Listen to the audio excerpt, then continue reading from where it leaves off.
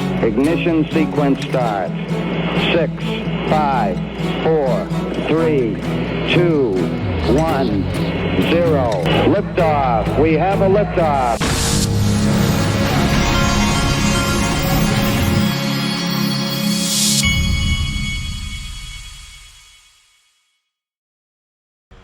Hey everybody, this is the Digital Asset Investor, and check this out. This is I don't think I've ever seen a video of this guy, but I think I showed part of it in the last video, but I wanted to zero in on this. CFO John Billich. He's talking about why Ripple hasn't gone IPO prospects, etc.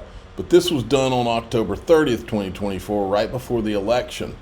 But now, like I said here, the environment had just changed. Gary, you're fired. It even goes beyond, I think, our disagreements with the SEC. It also is kind of looking at the broader space, and in an environment where you have a company like Coinbase, filing an S1, getting approval for from the SEC, and then turning around and being sued for activities that were described in the S1 that the SEC approved. That's just a tough environment to want to go public in. It's why I say it's not a never thing, but I think that it's difficult to see that right now in the current environment, which actually it means we have focused on, other shareholder liquidity opportunities. We've done a number of tender offers over the last couple of years, helping kind of early investors, employees see some value in the equity that they hold. We had an RSU program that we were running that we released the liquidity trigger on, so that employees who had vested their RSUs, received common equity. That created a very large tax bill that the company helped employees cover. So I think there are avenues to sort of providing liquidity outside of a traditional IPO, and I think it's not just in crypto. You see large private companies doing this all over the place, whether it's Stripe or SpaceX or others. Kind of going that same route and saying, there may be some value to staying private a little longer than there might have otherwise been. All right, so basically, to sum up, while Gary Gensler was there wasn't anything happening with Ripple or any other IPO of crypto companies. But guess what? My sponsor, Link2, has them all on the platform, and the environment just changed. Gary is out of here sooner rather than later. So you can go to Link2's private equity, and most of these companies that are crypto companies that are heading to IPOs, not just crypto companies, they got AI companies, you name it. But the skies are blue now for the IPO market to do its thing. linqto.com, or you can download the Link2 app. This would be just hilarious, and I wouldn't put it past Trump. This guy's got one of the greatest senses of humor. Trump still needs to appoint a new leader for the Bureau of Indian Affairs. Pocahontas. Trump coined the term.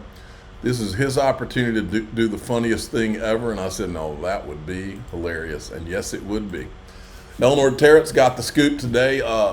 Pennsylvania House of Representatives introduced legislation that would enable the state to hold Bitcoin on its balance sheet as a reserve asset in a broader movement to recognize Bitcoin as a store of value.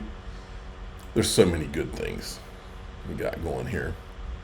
Societe Generale, I'm sure I'm butchering that, backed your CV stablecoin will be rolled out on the XRP ledger, expanding beyond Ethereum and Solana. And this is the Ripple X announcement. Forge has announced the launch of your CV stablecoin on the XRP ledger in 2025. With Ripple custody powering the integration, your CV will benefit from near instant settlement, low fees, scalability, and security of the XRP-L. This is back, folks. This is the biggest piece of news, maybe in the history of crypto, if it's true, okay? And the Wolf of All Street says it right here. If this is true, it's the biggest news we have ever seen in crypto. Imagine companies legally launching tokens in the US and trading on those tokens being tax-free. Nobody would launch anywhere else. And right now, they won't even touch the US. It would completely change the game, folks. Donald Trump has chosen Matt Gaetz as U.S. Attorney General, a Bitcoin and crypto advocate who supports deregulation of the industry and opposes federal overreach by agencies like the SEC. In June, Geitz also introduced a bill to allow federal income tax payments in Bitcoin. Another good one. Chris Giancarlo, let me tell you what, folks, when I saw this, I was like, well, that's not the Chris Giancarlo I know. He never takes shots at anyone. He's a politician. Chris Giancarlo, as for reports that I'm in the mix to run SEC, I've made clear that I've already cleaned up earlier Gary Gensler mess at the CFTC and don't want to have to do it again.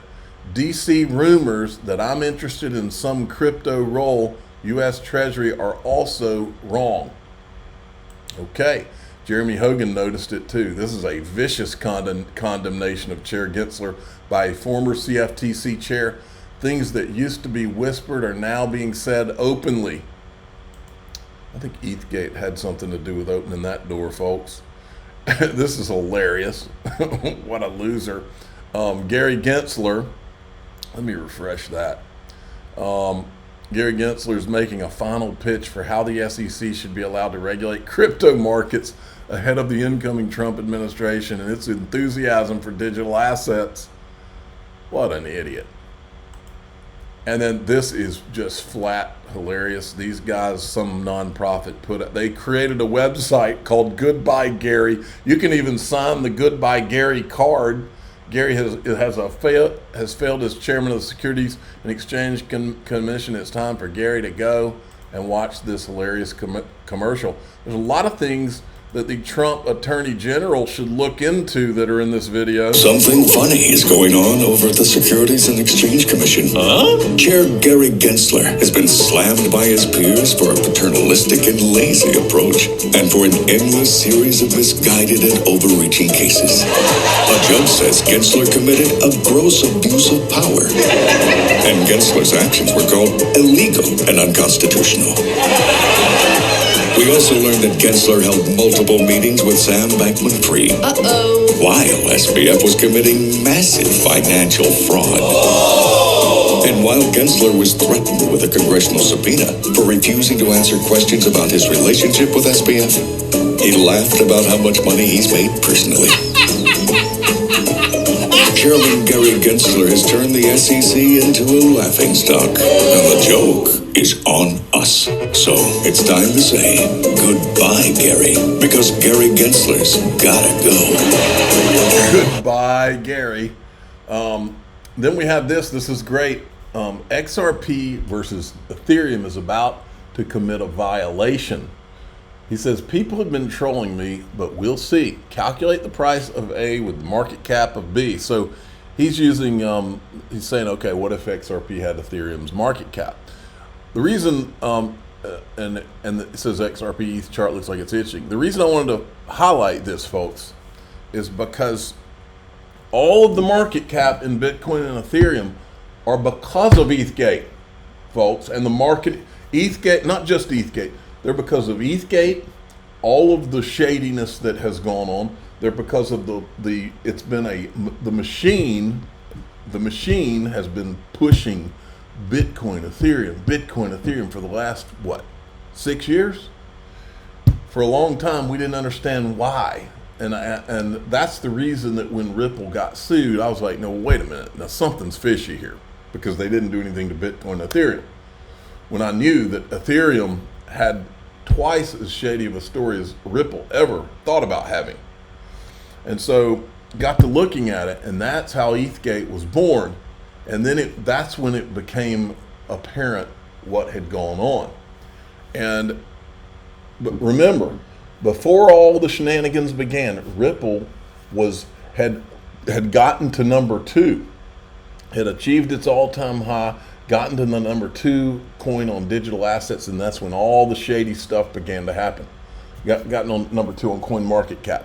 And then, it was literally headed for taking over Bitcoin. That's why I've always said, I believe it's the ultimate thing is that it's going to take over Bitcoin. The rightful king will ascend the throne. That's the way I've always thought about this, no matter how bad everything has seemed. And so I decided that I would do the same thing he did with Grok, because this figure can be a little off and different. So I looked up what would the XRP, if it had a market cap of what Bitcoin's is, it would be $23.61. If it had Ethereum's, this gave us $7.42. My point is that take out all the crap that has intentionally been done to Ripple and XRP, and we would be somewhere in this range. There's not a doubt in my mind, because if the markets had been let go and we actually had a free market all this time, that's where it would be.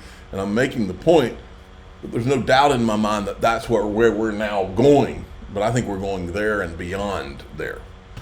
And I'll be here for it. Check it out. Black Swan Capitalist was in Houston for the XRP Unleashed / Rigged from the Start documentary. Here's some pictures that they had of everybody. I hope the theater seats are that nice when I get to go see it. They had nice seats. And then here's everybody. There's Jimmy Valley with, I hope I get to meet the Black Swan Capitalist guys in this. Those are two, I think they're brothers. They're two of my favorite people. They have asked me to be on their show before, and I don't really do the interview thing. Maybe I'm just maybe I'm old and ornery. I don't know, but I like to just kind of do my little cookie cutter, do what I do, and just kind of, when I get to go out and meet people, I like meeting everyone, but especially some of these guys who I think are really smart and have a lot of interesting things to say. I have not seen the XRP Unleashed Rigged from the Start documentary yet. It has been shown in Las Vegas, Scottsdale, and Houston so far. I would love to hear from those who have seen it. Please add reviews below. I'll go through some on my next show. Here's my next show. Let's see here.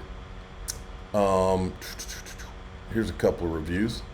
Fruition Films did an amazing job connecting all the dots. Very eye-opening and jaw-dropping. Just the connections with Hinman, SEC, ETH China will blow your mind. I love every minute of it. Can't wait to see it again. So much information. Must see for everyone. This guy says it was good. As a person who lived through the entire debacle, I must say it was a lot of information to cover. But it was all pertinent. Editing and transitions were great. I was pumped. My fiance finally understands what we hold. As docs go, 9 out of 10. I don't know how it could have been better. Now, if there's any other reviews here, I'm going to go through them in daixrp.com. We're also going to cover what I think Donald Trump's secret weapon might be, okay, in the coming days. So we'll stop here. I've got some other things to cover, but we'll go through those in daixrp. I didn't want to run too late. I'm the digital asset investor. I'm not an investment advisor. This is for entertainment purposes only. Please subscribe, hit the like button, tell your friends and family. Away we go.